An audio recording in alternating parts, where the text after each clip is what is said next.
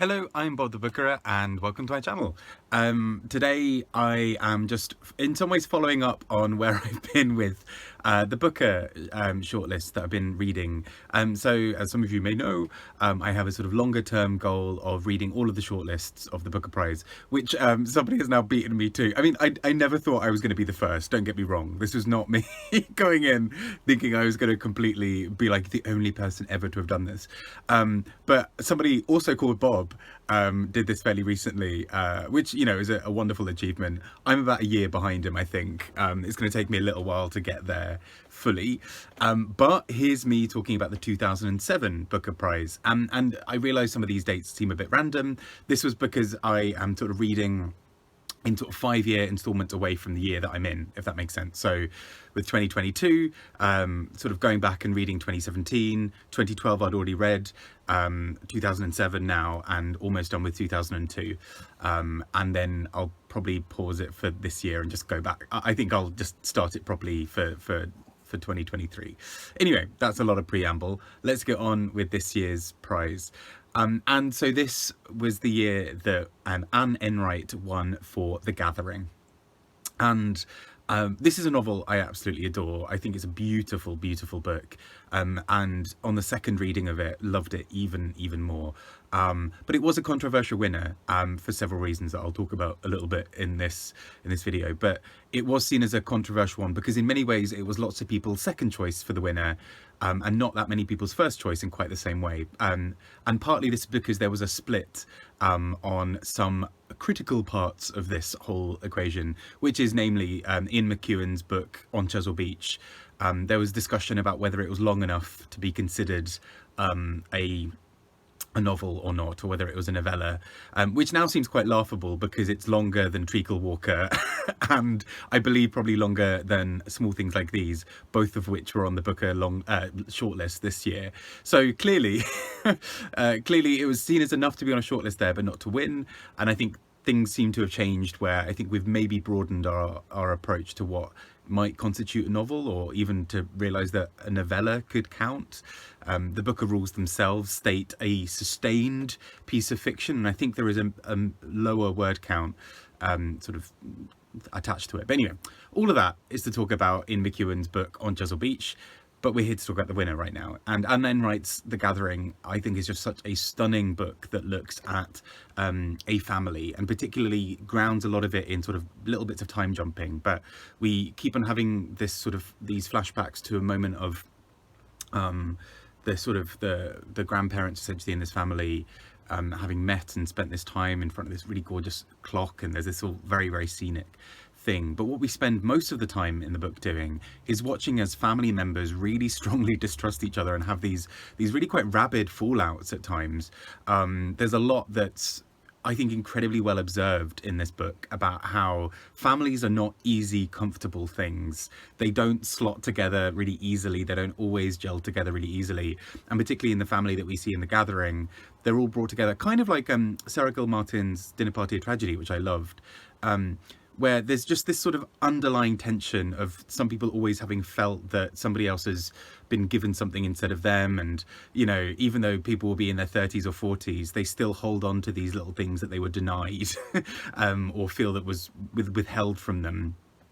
And so I just really enjoyed this book. I just think it's really funny, but really dark. There are some absolutely gut-wrenching moments that happen in this book. We watch as characters probably hit their absolute depths of, you know, despair in many parts throughout this book, and particularly there's a scene, well, there are a few scenes between a married couple in this book that I don't want to spoil, but I found their relationship just so intriguing because there's at times absolute love and trust and companionship between the two of them, and at other times it feels like either one of them could kill the other one in a fit of rage and not really think about it ever again.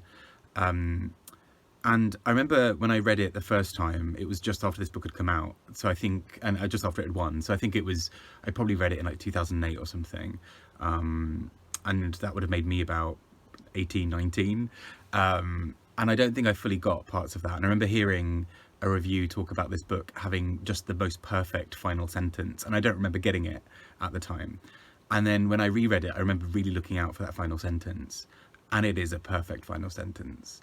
Particularly if you're listening to the audiobook, because there's this real rhythm that propels this book forward. It just keeps building and building, and particularly when you get towards the end of this book, you just feel like something's going to crash and it's going to crumble. And the final sentence is a proper full stop to all of that in the most glorious, glorious way. So I think, as much as it's sometimes maligned as a winner because of who else was on the shortlist, I think this is such a gorgeous, gorgeous book that I would happily have as a winner again, even if some of the other books on this list are also books I really enjoy. Next up, we have Darkmans by Nicola Barker, noticeable on this list for being 800 pages long. And Nicola Barker is sort of known for being quite an experimental writer. This is part of the sort of Thames Gateway series, and there's sort of these books that are all very much talking about local vernacular. And in many ways, this is quite a bizarre book. There's a lot of people kind of being caught up in their past histories and the kind of the stories that are told around them, and really trying to find a place to be within this world. And it's really quite intriguing, because at times it reads like a fairly normal story, and then whoop, no, we've taken a little sidetrack and something's a bit bizarre and doesn't fully make sense. And Nicola Barker, I read for the first time only a few weeks ago, reading another one of her books, which was Happy, which is one of the winners of the Goldsmiths Prize. And I'm just really finding something I enjoy about Nicola Barker. I don't always fully understand what's happening, but I really trust where she's taking me, that there's something lurking under the surface that's really quite clever. It's either a commentary on language or on class or something going on. And even just, the first 100 pages or so of Darkmans, you're really kind of thrown into it with this sort of rapid sort of dialogue going on between characters and things moving and the place seeming to change. And it's just this really ambitious and big and bizarre novel. And I think it doesn't always necessarily work for me, but I think there's a lot that is enjoyable within it. And also I kind of love this sort of audacity of Booker Prize judges occasionally, of just being like, yeah, the 800-page book's going on, we really enjoyed it. And then everybody else struggle, kind of like Books of Jacob for the International Booker this year. Just everyone will be like, oh gosh, I'm gonna go and read this now. But yeah, a really interesting book nonetheless. Next up, we have Mohsin Hamid with The Reluctant Fundamentalist, a book that I adore. And again, a book I've read twice now, because I read it so long ago that I felt the need to reread it to kind of get ready for Booker things. And The Reluctant Fundamentalist is a story told entirely in the second person, which I get for a lot of people is not their favourite thing, but really works, I think, in this instance, because the core idea is that we, the reader, are essentially, I suppose we almost basically assume that we are sat at a table outside a cafe, and this random man comes up and starts talking to us and telling us his life story. And the whole book is basically us being told this story. And so we get a few moments that sort of directly address us, in terms of saying, oh, sorry, I can see that your face is a bit surprised by what I just said. Let me restate that. Or, there's a lot that goes on in this book that sort of, we as the reader are kind of being spoken directly to, but then also we're told a little bit about who we should be in that moment, right? So, oh, I can see that has maybe made you uncomfortable, or you seem surprised. You Americans aren't normally like this, or, things like that. And it's such an interesting book, I think. I realise I say interesting all the time now, but it does so many cool things, I think, because we are told a story that starts to kind of unravel, and many times we feel incredibly sorry for this man who's telling us his life story. At other points, we start to really be suspicious.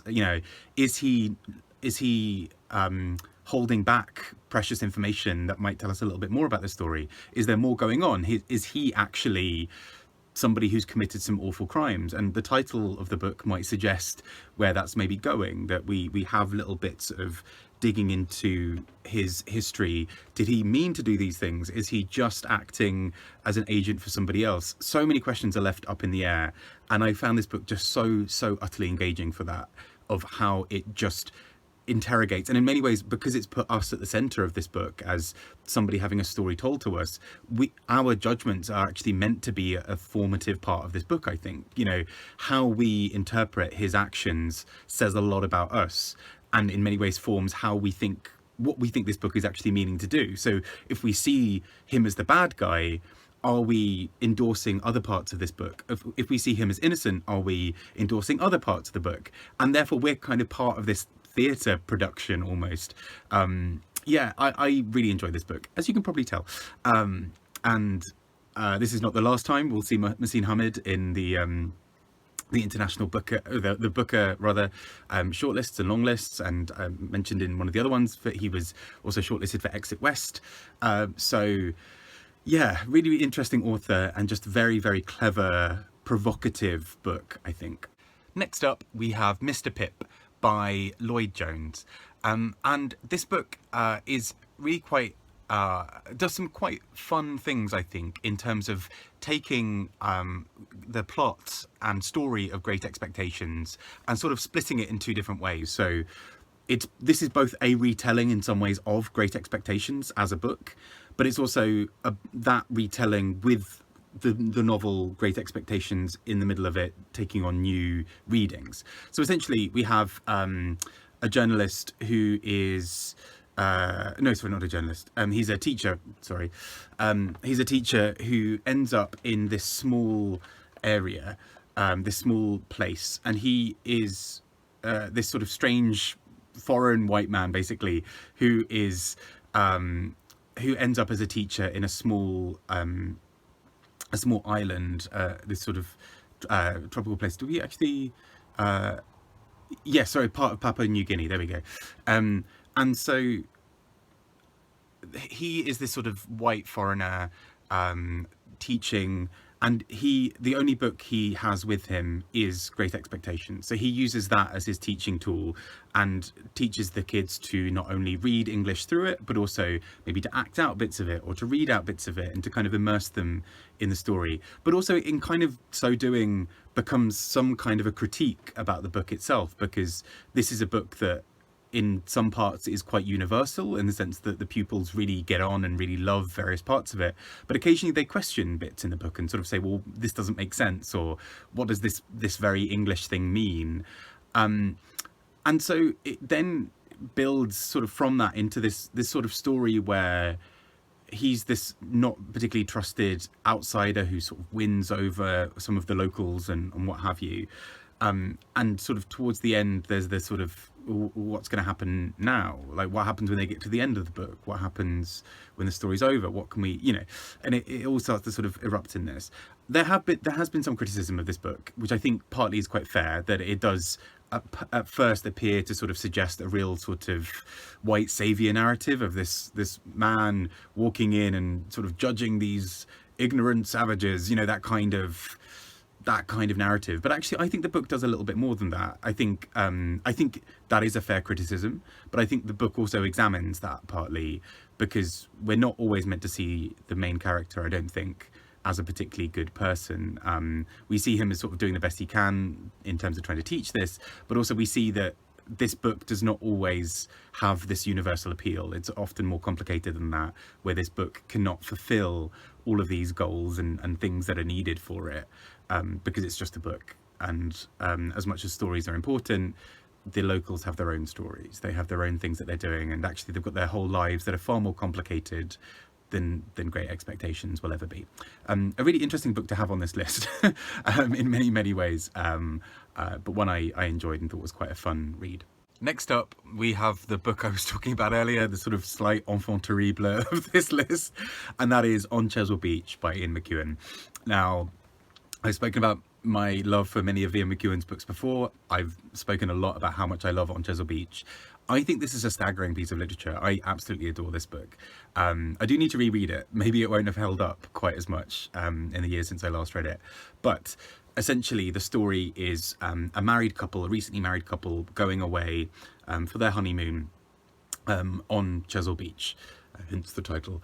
And I actually for ages didn't realise this is a real place until a friend of mine told me that he went on holiday there. And I was like, hang on. But anyway, and what then happens is this really interesting, I think, exploration of some of the more menacing and lingering parts of human life and human sexuality. So they then go to have sex for the first time as this married couple, but the intimacy between them becomes incredibly complicated. Things don't really quite happen between them. And in many ways, this then is the beginning of the end. Right from the beginning, this doesn't work out. They can't consummate this marriage properly or whatever. And they annul the marriage on those grounds. And it's so, I think, carefully done in the first part of this book to really examine what's going through both sides of the characters' heads. Both characters have so much shame and so much confusion. There is so much that starts as being quite a gentle kind of thing of, oh, okay, well, maybe this thing's gone wrong, and ends up as this real lingering shame that hangs over a character. The second part of this book then looks at them later in life, and these characters, years and years down the line, we're talking sort of 30, 40 years later, I think it is, have not let go of this. It's hung over every single part of their lives, and they're kind of unable to really have the kind of relationships they need because there's this sort of lingering thing that's hovering over them. They're not really able to go and do much else. It affects every single part of their life. And so we come back towards this sort of really interesting ending of this book where the two characters are due to sort of meet again. And we're kind of left in some ways thinking, well, how has this gone on so long? How are they both still thinking about this? But actually, it's just, it's so deep within them. In many ways, the shame that came up from that kind of abortive attempt at trying to have sex that first night has amplified all of the kind of voices and shame and other things they've been holding on to in other parts of their life. And in some ways, then we kind of see how the sort of psychosexual side, I guess, of humanity can be really quite complicated. And so I think this is one of McEwan's most interesting books in terms of character work. I think it's so cleverly done in terms of really mining every single part of someone's psyche for something. And I think this sort of belongs for me in that kind of suite of novels that McEwan had, of those really incredible high quality ones, sort of Amsterdam, which I love, Atonement, this, Saturday, like so many books that he released within a fairly short window that I just think are exceptional. And yeah, I really quite like it, as you maybe can tell. I mean, I think this would also have made sense as a winner, but still very, very glad we got The Gathering. And last but not least, we have Animals People by Indra Sinha. And this book is very, very different in many, many ways to all of the others. This is a 19-year-old boy at the heart of this book, and he has survived, he's basically in many ways the outcome or result of the Bhopal disaster in 1984. And that was a time where there were quite a lot of chemicals and dangerous toxins that were released through an accident, but through a company basically that is one of those things that should basically never have happened.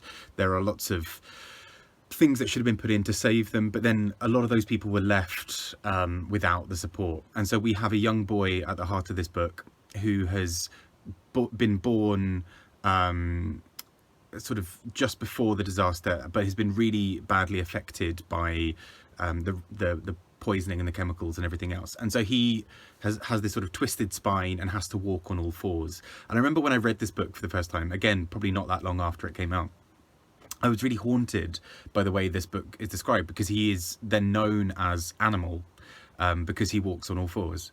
And he has this really difficult life of penury, basically, because he can't afford things. He can't really work. He's on all fours, but lots of people will sort of disregard him in many ways. And he, in many ways, justice has still not been served to those people. And so he is kind of living in this weird space of people see him and think of the disaster and pity him, but also nobody really seems to be supporting him. And he has this sort of slight oddball set of friends almost. There's a nun, there's a dog, he falls in love with this woman, he's obsessed with sex. It's a really bizarre book in many, many ways. And so it takes this really tricky political situation and it creates this character within who is someone who you very much root for and is very funny and a bit bizarre, and his sort of sex obsessed nature is a bit much at times in the book, but then that's always counterbalanced by this sort of darkness that sort of is sort of underneath the book. It's deeply political in that sense of sort of knowing that there's something that has, you know, justice that's not been served, but it is done through a character who in many ways doesn't always seem to hold on to so much of that anger, but is instead just this kind of, I don't know, almost I don't know how to describe him really.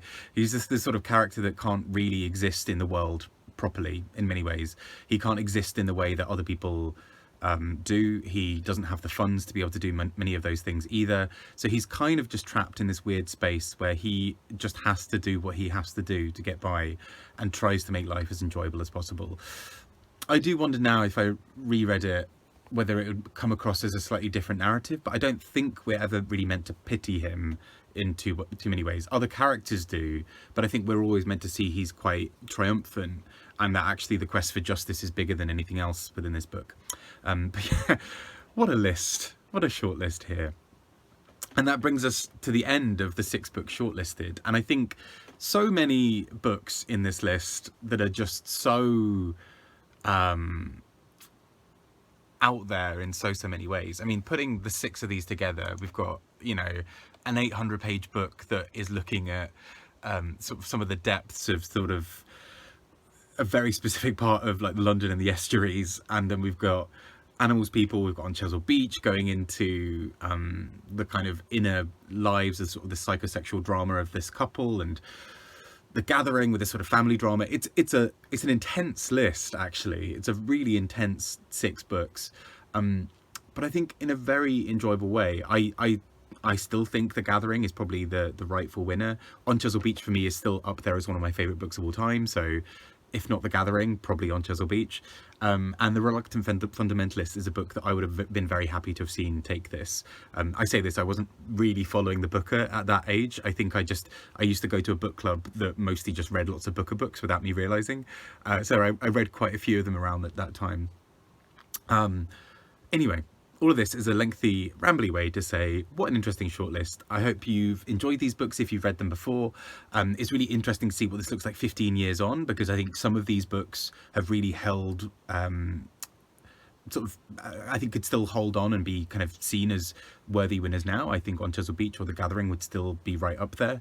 I don't think any of these books have aged particularly badly, which is not something you can always say about some of the books on a shortlist.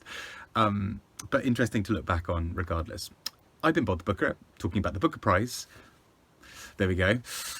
Take care and speak to you all soon. Bye bye.